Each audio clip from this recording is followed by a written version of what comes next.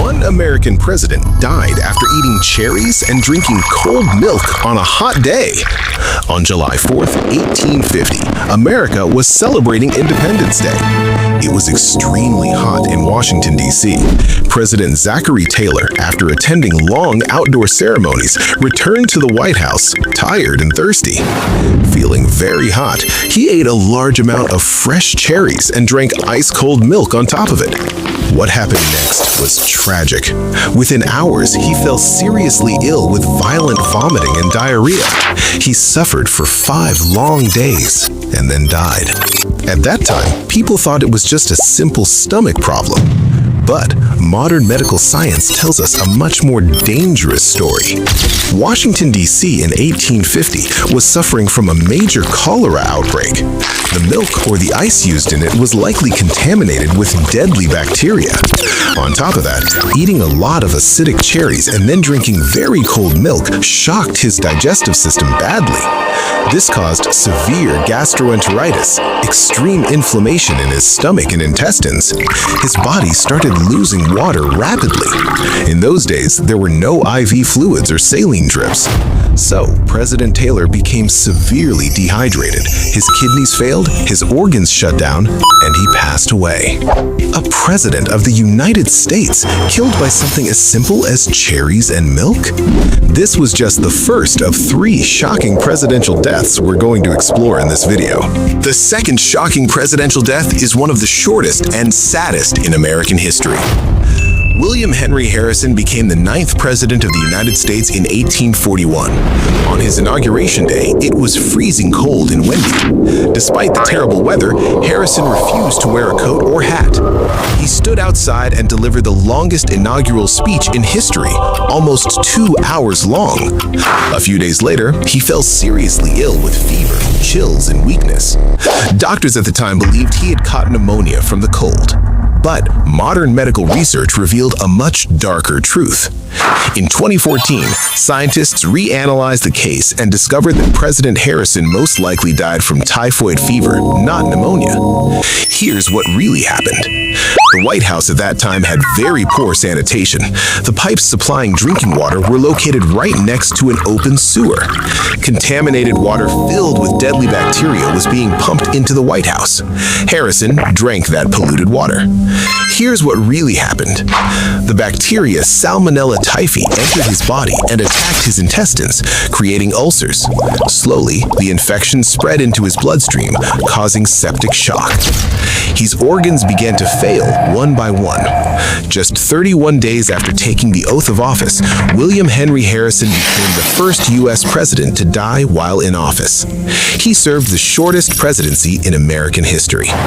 A man who survived many wars died because of dirty drinking water in the White House. The third story is perhaps the most shocking because the treatment became more dangerous than the disease itself. This is the story of George Washington, the first president of the United States. In December 1799, George Washington went out for a ride on his horse in cold, rainy weather.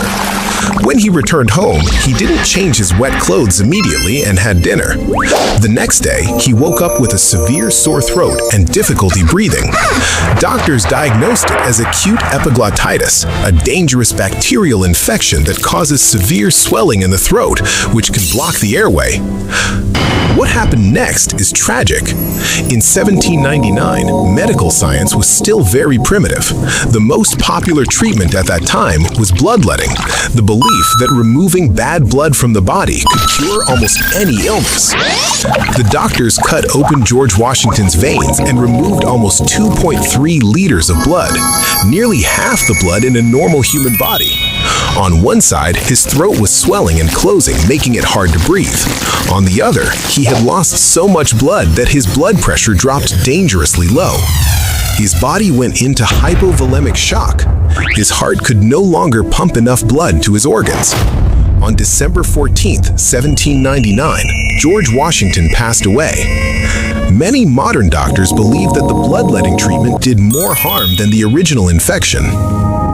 We've seen 3 American presidents die in very different but tragic ways. But there's one final scientific truth that makes all these stories even more powerful. What happens in the brain right before death?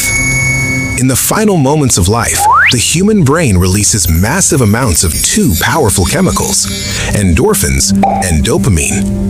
Endorphins are your body's natural painkillers. They are 20 times stronger than morphine.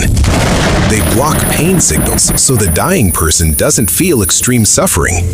At the same time, dopamine, the feel-good chemical, floods the brain, creating a sudden sense of peace and calmness. This is the brain's final act of kindness. Even if the body is in terrible pain from the outside, these chemicals create a peaceful, almost euphoric state in the mind. George Washington's final moments. When George Washington was dying, throat swollen, body in shock after losing half his blood, he must have felt extreme distress at first. But in his last moments, his brain likely released a surge of endorphins and dopamine. The terrible pain faded away. He became calm. With his last strength, he looked at his friends and said peacefully, "I am just going. Have me decently buried, and do not let my body be put into the vault in less than 3 days." He faced death with remarkable dignity and peace. This is the beautiful and mysterious side of death. Even in the most painful medical conditions, the human brain tries to make the final journey as gentle as possible. Simple summary of the video. Zachary Taylor, killed by cherries, cold milk, and possible cholera. William Henry Harrison, killed by contaminated White House water, typhoid. George Washington, killed more by bloodletting treatment than the infection. If this video made you see American history and medical science in a new light, tell me in the comments, which president's death surprised you the most? And if you enjoy these simple yet powerful explanations of history through science, hit the subscribe button and turn on notifications. Thank you for watching. Stay curious about the world around you. See you in the next video.